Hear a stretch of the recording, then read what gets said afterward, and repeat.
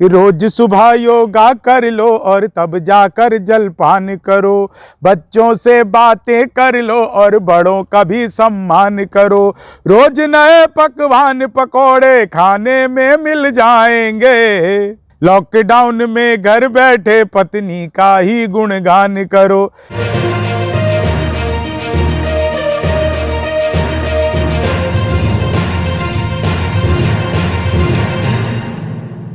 हमारा देश इस वक्त कोरोना संकट से जूझ रहा है और चारों तरफ एक तरीके से मायूसी का माहौल है। जो दृश्य निकलकर सामने आया है उससे कहीं ना कहीं लोगों में हताशा और निराशा है। लेकिन बार बार तमाम जो सार्वजनिक जीवन में रहने वाले, चाहे वो नेता हों, सेलिब्रिटी हों, वो बार बार आपसे ये अपील करते हैं कि हताश और निराश होने की ज़रूरत नहीं है। उम्मीद की किरण बाकी है, जल्द ही सब कुछ ठीक हो जाएगा। और ज़रूरत है इस वक्त खुद को संकल्पित करने का, खुद को धैर्यवान बनाने का और एक उम्मीद के साथ जीने का। और हम लोग की भी एक छोटी सी प्रयास है, एक ऐसे चेहरे को लेकर के मैं आपके सामने आया हूं जिनको देख के सबके चेहरे पे मुस्कान आ जाती है। हमारे साथ देश के मशहूर हास्य कवि शंभू शिखर हैं। अपने नमस्ते। पैतृक गांव में हैं ये अभी, और पैतृक गांव में इनसे इंटरव्यू करने का वैसे कई इंटरव्यू किया है मैंने इनका, लेकिन मेरे लिए सौभाग्य की बात है कि मैं इनका इंटरव्यू इनके गांव में कर रहा हूं। और ये भी अपने घर पे हैं और आप लोग भी अपने घर पे रहिए अगर ज़रूरत ना हो तो, अगर आपको कोई काम ना हो तो। शंभू जी से बात करेंगे, जानेंगे, कविता भी सुनेंगे। लेकिन कविता सुनने से पहले कुछ ऐसी चीज़ है, चूँकि शंभू जी का अध्यात्म और योग इन तमाम चीज़ों से भी जुड़ाव रहता है, जो कि बहुत कम लोगों को पता होगा। जो लोग इनको नज़दीक से जानते हैं उनको पता होगा। तो सबसे पहले शंभू शिखर जी से ये जानने की कोशिश करेंगे शंभू जी कि चूँकि पूरी तरीके से मायूसी का माहौल है जी पूरे देश में, जिस तरीके से कोरोना का सेकेंड वेव आया है, क्या कहेंगे इस पे? देशवासियों से क्या कहेंगे आप? देखिए, देशवासियों को सबसे पहले तो मैंने एक नारा दिया इस पूरे कोरोना काल के लिए, उसको अमल में करना चाहिए, और वो है एकला चलो मिलकर लड़ो। ये समय ऐसा है जब हम अकेले चलकर ही इस युद्ध को मिलकर लड़ सकते हैं। इस समय पर हम किसी राजनीति में ना पड़ें, ना विपक्ष की पार्टियां और न सरकार, न केंद्र सरकार, न राज्य सरकार, न स्थानीय प्रशासन, किसी भी तरह से राजनीति ना करके और इस समय पर देश को इस कोरोना से कैसे बचाना है, प्राणों की रक्षा कैसे होनी है, अधिक से अधिक सुविधाएं लोगों तक, चिकित्सा सुविधाएं कैसे पहुँचे, इस विषय में आशुतोष जी काम करने की बहुत आवश्यकता है। लोगों से मैं अपील करना चाहूँगा कि देखिए, कोरोना से अगर 1500 लोग रोज़ मर रहे हैं, आज की तारीख में 1200-1500 का आंकड़ा है, तो आज का ही आंकड़ा यह है कि 1,49,000 लोग ठीक होकर के अपने घरों तक वापस पहुँचे हैं। तो पॉजिटिविटी की ओर देखें, नकारात्मकता से दूरी बना करके रहें। और एक बात ध्यान रखिए कि सैनिटाइज़र, मास्क, इन सब चीज़ों का इस्तेमाल करिए। मैं भी करता हूँ, अपने पास हमेशा ही रखता हूँ। ये मेरा मास्क है और अभी मैंने इंटरव्यू देने के लिए ही इसे उतारा है। और मैं इस समय अपने गांव में हूँ। बस आप लोगों के मंगल स्वास्थ्य की कामना करता हूँ और बस आपसे एक अपील करना चाहता हूँ कि ये समय सामाजिक एकता बनाए रखने का है। इस समय जो धर्म के नाम पर राजनीति करने का समय नहीं है, इस समय पार्टियों के नाम पर राजनीति करने का समय नहीं है। यह एक आपातकाल ही है और बहुत बड़ा आपातकाल है। यह संभवतः आप सबके जीवन का एक ऐसा समय है जिस समय पर मान के चलिए कि ऐसा समय दोबारा कभी ना आए, ऐसी हम ईश्वर से कामना करें, क्योंकि हमारी पीढ़ी ने, पुरानी पीढ़ियों ने ऐसा समय नहीं देखा है। वो अकाल उन्होंने देखा होगा, उन्होंने अभाव देखा होगा, लेकिन इस तरह से चिकित्सीय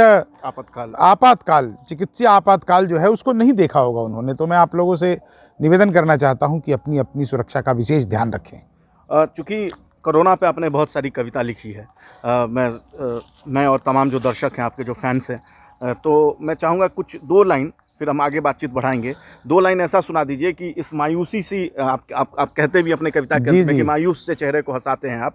तो एक बार जो लोग मायूस हो गए, जिन्होंने उम्मीद या डर एक तरीके से हो गया है, तो उनके लिए 2 लाइन मैं चाहूँगा कि आप सुनाइए। देखिए, मैं आपको 1-2 बातें पहले बताना चाहता हूँ। पहली तो एक बात हमेशा ध्यान रखिए कि दिन के उजाले में न करो कोई काम ऐसा, नींद जो ना आए तुम्हें रात के अंधेरे में, और रात के अंधेरे में न करो ऐसा काम कोई, मुंह जो छुपाना पड़े दिन के उजेले में। जीवन का ये सूत्र है। जीवन में ऐसा काम करिए जिससे कि आपको दूसरों के सामने में अपनी मुंह छुपाने की ज़रूरत ना पड़े। लेकिन कोरोना ने, मैंने इसलिए आपको ये सुनाया कि कोरोना ने ऐसा कर दिया है कि हम सब मुंह छुपाए घूम रहे हैं, मुंह छुपाए फिर रहे हैं।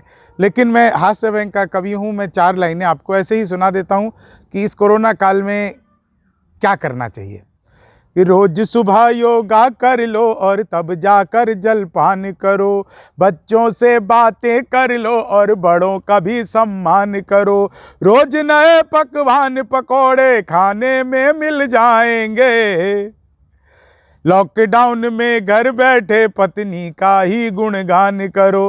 तो एक तरीका ये भी है कि घर पे रहिए, पत्नी का गुणगान करते रहिए, सुबह शाम पकौड़ियाँ उड़ाते रहिए, लेकिन हाँ, कोरोना से बचकर।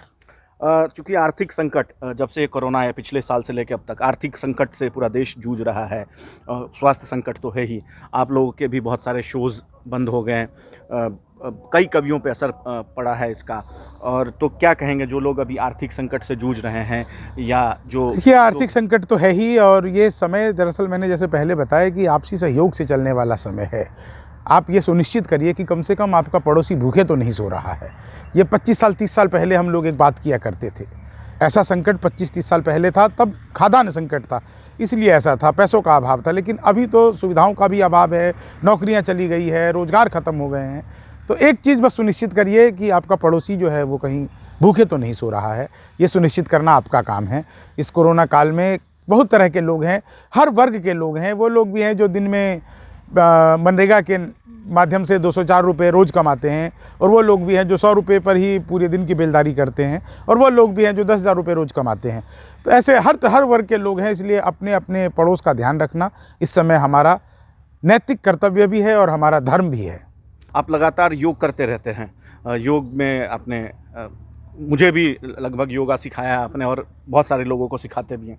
2-3 टिप्स मैं चाहूँगा कि आप वो दीजिए, आपके कविता से तो पूरा विश्व जी देखिए, सबसे पहला योग वाला पहलू, थोड़ा योग वाला जो पहलू है, देखिए सबसे पहले मिले स्वास्थ्य हाँ, योग और योगा वाला तो दो अलग अलग चीज़ें हैं, आप सब जानते हैं। योगा जिसमें हम एक्सरसाइज करते हैं, और योग का अर्थ होता है जोड़। जोड़ मतलब कि एक तरह से योग ये है, जोड़ वाला योग नहीं है, ये एक समन्वय वाली स्थिति है कि हमें कौन सा काम कितनी मात्रा में करनी चाहिए, उसका योग कैसा रहे। तो इस समय पर जो सबसे ज़्यादा ज़रूरी है, एक बात का विशेष ध्यान रखिए कि खाने पीने पर अपना विशेष ध्यान रखिए। ठंडा पानी फ्रिज का मत पीजिए, और कोशिश हो कि गर्म पानी ही पिया जाए। काढ़े का सेवन लगातार करते रहिए। और जी हाँ, सुबह उठकर आपको कुछ एक्सरसाइज जो करना है, उसमें से सबसे पहले तो बॉडी वार्म अप करना है। आपका शरीर जो है उसके भीतर एक तरह से गर्मी बने रहे, गर्माहट बनी रहे, इसके लिए बहुत आसान एक्सरसाइज जो स्कूल टाइम पर पीटी एक्सरसाइज हम लोग करते रहे हैं, वो पीटी एक्सरसाइज कीजिए। अनुलोम विलोम कीजिए, ये बहुत ज़रूरी है। भस्त्रिका प्राणायाम बहुत ज़रूरी है। और इस समय पर जो आप बता रहे हैं कि ऑक्सीजन की कमी हो रही है, अगर आपके शरीर में भी ऑक्सीजन की कमी होने लग जाए तो एक बहुत आसान सा तरीका है कि आप जो है पेट के बल, छाती के बल लेट जाइए, तो उससे शरीर जो है वो अपनी ऑक्सीजन की पूर्ति करने लग जाता है। ऑक्सीजन की पूर्ति का मतलब ये नहीं है कि ऑक्सीजन आपके शरीर में कम है ज़्यादा है, इसका सीधा सा पैमाना यही हम लगाते हैं कि आपके भीतर वायु कितनी मात्रा में जा रहा है, उसी को ही हम ऑक्सीमीटर से मापते हैं। तो निश्चित तौर से हम जब सांस लेते हैं तो ऑक्सीजन ही लेते हैं, अधिक संख्या में, अधिक मात्रा में ऑक्सीजन रहता है, इसलिए हम इसको कहते हैं कि हमें क्या करना चाहिए। तो एक विशेष बात का ये ध्यान रखिए आप लोग कि भोजन जो है वो संतुलित हो, स्वच्छता का विशेष ध्यान रखिए। अभी डायरिया भी फैला हुआ है, दिल्ली के आसपास जगह पर डेंगू भी है, और मलेरिया भी फैला हुआ है, टाइफाइड भी है, और साथ में कोरोना का प्रकोप तो है ही। इसलिए सबसे पहली ज़रूरी चीज़ ये है कि साफ़ सफाई का विशेष ध्यान रखें, हाथ को बार बार धोते रहिए, अपनी तरफ से ये बीमारी को ना फैलाएं। बस ये ध्यान रखिए कि इस बीमारी के आप वाहक ना बने। बस इतना भर अगर आपने कर लिया तो निश्चित तौर से इस कोरोना की चैन को तोड़ने में हम सफल हो जाएंगे। मैं चाहूँगा कि जिस तरीके से कोरोना संकट पर सियासत हुआ है, उस पर 2 लाइन सुना दीजिए, और उसके बाद जो दर्शक आपको मिस कर रहे हैं स्टेज पे, और जो रसराज स्टूडियो आपने शुरू किया है, जिसके माध्यम से आप लोगों को डिजिटल माध्यम से मनोरंजन कर रहे हैं, तो उसके बारे में थोड़ा बता दीजिए। और देश की सियासत पे, ये मेरा आखिरी सवाल है। देखिए, देश की सियासत पे तो मैं बस इतना भर कहना चाहूँगा कि हमारे सियासत में जो लोग कर रहे हैं उनको यह बात समझ में आ जानी चाहिए कि इस समय पर देश को सियासत की नहीं, एकता की ज़रूरत है।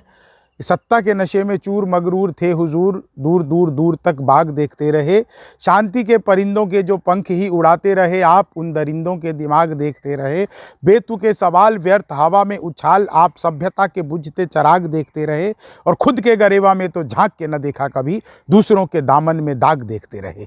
तो हमारे राजनीतिज्ञ इस समय पर दूसरों के दामन में, अपने विरोधी पार्टी के दामन में दाग देख रहे हैं। वो ये देख रहे हैं कि शिवसेना की सरकार कैसी चल रही है, वो ये देख रहे हैं कि भाजपा की सरकार कैसी चल रही है, वो ये देख रहे हैं कि आम आदमी कैसा काम कर रहे हैं। भाई आप क्या कर रहे हैं, यह देखिए, देश तभी बचेगा। इस समय बहुत विकट स्थिति है, बहुत खतरनाक स्थिति है। इस स्थिति को समझिए, नहीं तो आने वाला समय निश्चित तौर से नहीं संभलेगा। इसलिए आप लोगों से मैं निवेदन करना चाहूँगा कि इस स्थिति को समझना बहुत ज़रूरी है और इसकी गंभीरता को मैं जानता हूँ कि हमारे राजनेता समझ रहे होंगे। बहुत जल्दी हम सबके सामने से यह कोरोना काल दूर हो जाएगा। रसराज स्टूडियो पे बताइए, जो लोग, जो दर्शक जी, अभी रसराज स्टेज पे नहीं स्टूडियो एक मैंने ये इसलिए ही बनाया है कि जो युवा कविता के क्षेत्र में, कवि सम्मेलन के क्षेत्र में अपने हुनर को आजमाना चाहते हैं, वो लोग आएँ, रसराज स्टूडियो में अपनी रिकॉर्डिंग कराएं। हम इसके लिए कोई पैसा नहीं लेते, आपका फ्री में प्रमोशन करते हैं जगह जगह पर। अभी ज्ञानेंद्र वत्सल एक कवि हैं जिनकी वीडियो को हमने डाला और हज़ारों लोगों ने उस वीडियो को देखा, बहुत पसंद किया और उसको कई जगह से कार्यक्रम मिले। ये एक हमारी अचीवमेंट है कि एक को ही सही लेकिन हमने उसके मुकाम तक पहुंचाया। अभी बहुत नया नया है, अपने शैशव काल में है, नई नई कोपलें निकल रही है रसराज स्टूडियो की। आप लोग थोड़ा सा सहयोग करेंगे तो हो सकता है कि ये और आगे बढ़े। इसलिए आप लोगों से निवेदन है कि रसराज स्टूडियो से जुड़िए, नए लोग तो खासकर जुड़िए, और इससे जुड़ते हैं आप तो मुझे बहुत खुशी होगी। तो शुक्रिया आपका बहुत बहुत, आपने इस कोरोना काल में हमारे लिए समय निकाला। देखिए, ये थे देश के जाने माने हास्य कवि जिन्होंने हमसे बात किया, और ये भी अभी अपने घर पे हैं। इसलिए इनकी तरफ से भी और हमारी तरफ से भी आप घर पे ही रहिए अगर आपको काम नहीं है तो, और आप खबरों के लिए हमारे साथ जुड़ सकते हैं, और मनोरंजन के लिए आप रसराज स्टूडियो फेसबुक पर, यूट्यूब पर जा कर के आप देख सकते हैं, चैनल को सब्सक्राइब कर सकते हैं। और जो युवा कवि हैं, बहुत सारे युवा कवि, शंभू शेखर जी का इंटरव्यू देखने के बाद उन्होंने मुझसे भी संपर्क किया था कि मुझे मिलवाइए, मुझसे मेरे को कुछ शोज़ मिल जाए, तो वो लोग भी संपर्क कर सकते हैं और जुड़ सकते हैं एक बड़े नाम के साथ, एक बड़े मुहिम के साथ।